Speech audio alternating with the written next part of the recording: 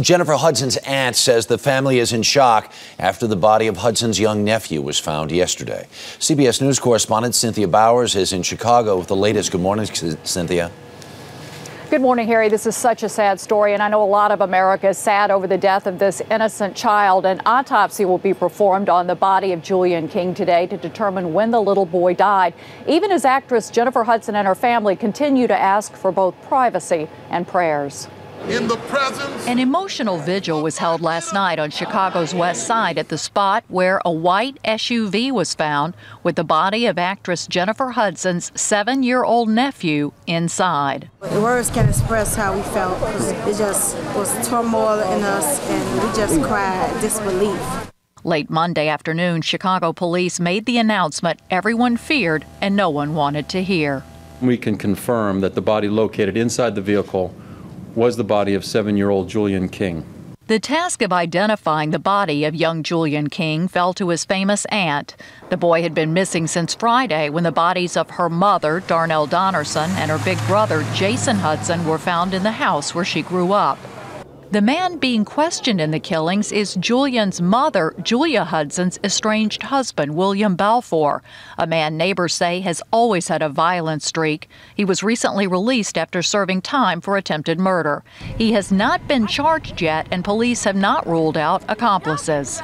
CBS 2 Chicago's entertainment reporter Bill Zwecker has followed Jennifer Hudson's skyrocketing career since American Idol, where she finished 7th. He says despite her recent engagement, a single topping the R&B charts, and an Academy Award under her belt, Hudson still relies heavily on family to keep her grounded. Family is paramount to her. It always has been. She's always come back to Chicago on a regular basis, usually several times a month. Now her beloved mother and brother are gone, along with a little boy she loved like a son. Outside the family home, neighbors are sharing the grief. And just let Jennifer know that we care, that's all.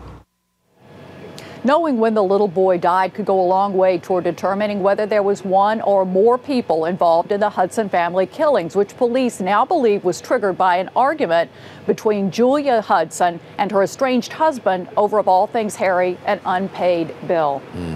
Cynthia Bowers in Chicago this morning. Thanks so much. Joining us now is CBS News legal analyst Lisa Bloom. Good morning. Good morning. They find this child's body in this car, the car that people said, you've got to find this SUV. Yeah. Miles away, though, and days later. What did the police have to do in terms of the crime investigation to try to put these puzzle pieces together? They want to try to link these killings in terms of time and place. So the autopsy that's being done today will determine the time of death of this little boy. Was he killed at the same time and his body was then moved, or was he killed at a different time? If indeed this William Balfour does become a suspect and ultimately a defendant, the question is going to be state of mind. Was this premeditated, or was it a crime of passion? If the boy was killed later, that's going to show premeditation, at least as to one of these 3 victims. Right. This person of interest, this Balfour character, the former brother-in-law, reintroduces himself into this scene. At first, the Chicago police were talking about it as a domestic situation. Yes. How does that differentiate then between other kinds of criminal activity? I mean, if he goes in there, just assuming for a second, and has killed these people, how is that domestic situation, how does that differentiate itself from everything else? Well, a murder is still a murder, and the penalties are the same, but the question is going to be motive and premeditation. And it is an unusual domestic violence situation if indeed that's what happened. I want to emphasize he's not even a suspect yet, he's still presumed innocent, but ordinarily we'd see husbands killing wives, wives killing husbands. He didn't kill his estranged wife. He killed, if he did it, the mother, the brother, and the son. That's a very unusual fact pattern for domestic violence. Right, right.